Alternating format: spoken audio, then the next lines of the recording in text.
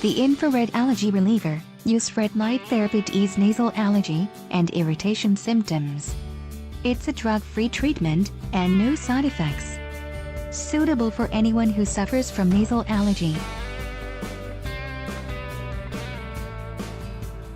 First, preparation: insert 2 AA batteries.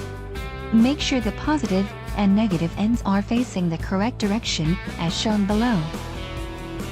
Open the cover at back and connect the wires.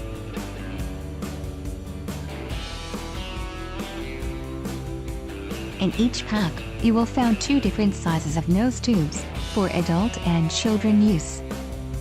It is worth mentioning that our infrared allergy reliever is not just the first one which have the nose tubes particularly designed for children use, but also the only one which have dual wavelength in each nose tubes.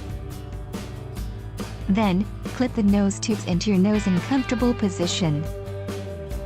Now, choose the wavelength based on your needs. Both wings are power buttons. Right wing for regular energy, left wing for higher emitting energy. Each treatment takes 3 minutes and you will know the treatment ends when the lights turn off. Otherwise, you can also press the power button to stop at any time during the treatment.